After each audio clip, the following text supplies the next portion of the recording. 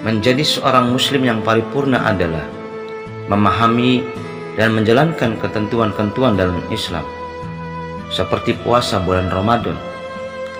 Islam mewajibkan semua umat Islam yang sudah memenuhi kriterianya untuk berpuasa pada bulan Ramadan.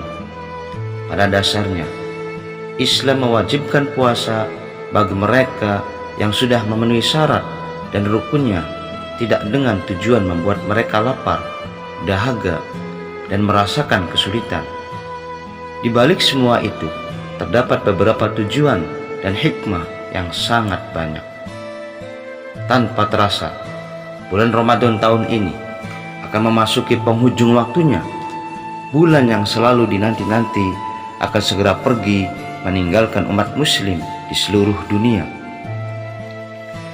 Berikut 2 tujuan diwajibkannya puasa yang perlu dijadikan renungan, yang terangkum dalam kitab Ahkamus Syiyam. Pertama, meningkatkan ketakwaan.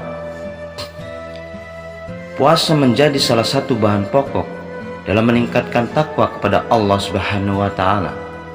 Bahkan, di antara tujuan diwajibkannya puasa adalah agar bisa menjadi perantara meningkatkan ketakwaan, sebagaimana Allah berfirman dalam Al-Quran,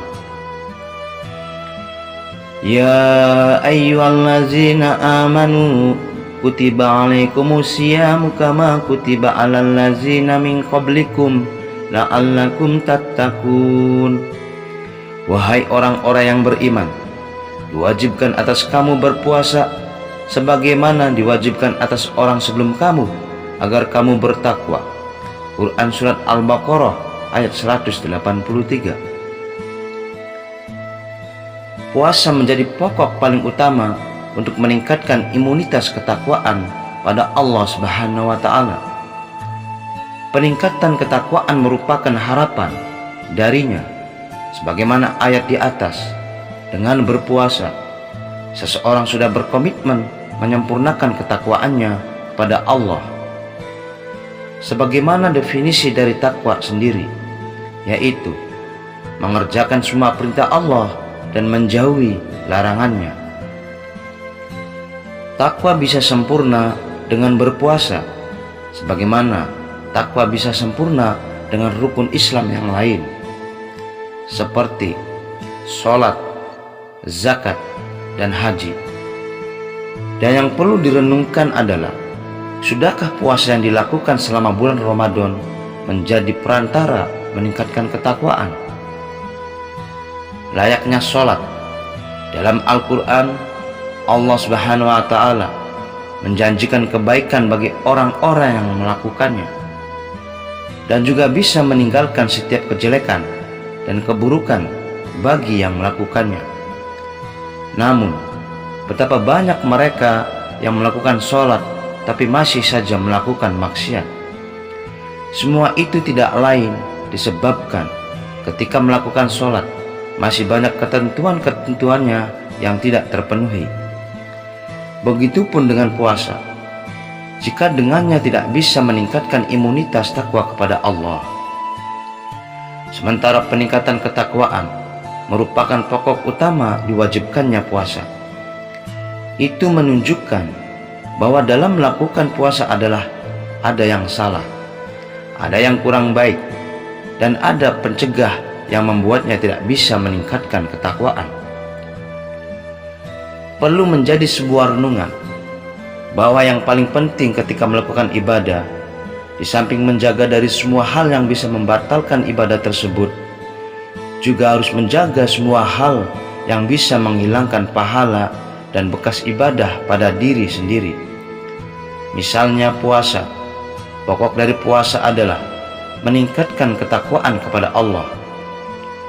Semua itu bisa didapatkan apabila umat Islam sudah berhasil menjaga dirinya dari setiap hal-hal yang bisa menghilangkan pahala puasa, seperti menggunjing orang lain, mengadu domba, berbohong, riya, merasa dirinya lebih baik dari orang lain, dan berbuka puasa dengan makanan haram.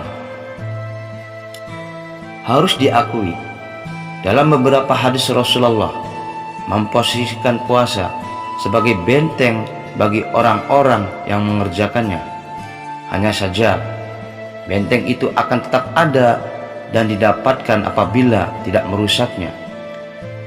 Dalam sebuah hadis Rasulullah SAW bersabda, "As-shaumu junnatum ma lam yakhrikha." Qalu bi ayyi syai'in yakhrikha ya Rasulullah? Qala bi kadbin awi bisababin aw bi fusukin. Artinya, puasa adalah benteng selama tidak ada yang menghancurkannya. Para sahabat berkata, "Dengan sebab apa bisa rusak wahai Rasulullah?" Rasulullah menjawab, "Dengan berbohong, mencaci maki, dan berbuat fasik." Hadis riwayat Ad-Darimi. Kedua, meningkatkan pengendalian diri. Di antara tujuan diwajibkannya puasa adalah agar umat Islam bisa mengendalikan syahwatnya dari melakukan maksiat. Hal ini sebagaimana disampaikan oleh Rasulullah melalui hadis yang disampaikan oleh Ibnu Mas'ud.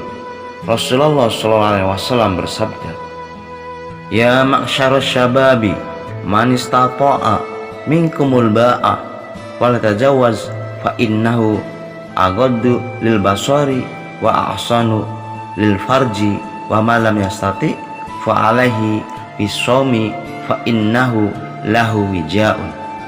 Wahai para pemuda, barang siapa yang mampu untuk menikah, maka menikahlah.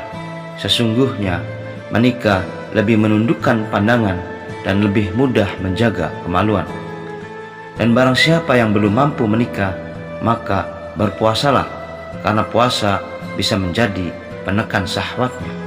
Hadis riwayat Imam Ahmad dan Imam Al-Bukhari.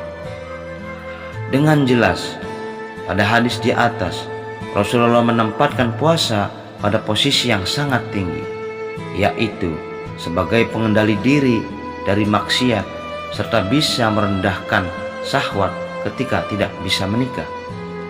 Dan yang perlu direnungkan dari hadis ini yaitu, sudahkah puasa yang dilakukan selama bulan Ramadan menjadi perantara untuk melemahkan syahwat? Sebagaimana penjelasan pada poin pertama, yaitu puasa bisa menjadi perantara untuk melemahkan syahwat apabila sudah sesuai dengan ketentuan-ketentuan puasa. Betapa banyak umat Islam setelah selesainya bulan Ramadan justru syahwatnya semakin tinggi, bahkan semakin tidak terkendali.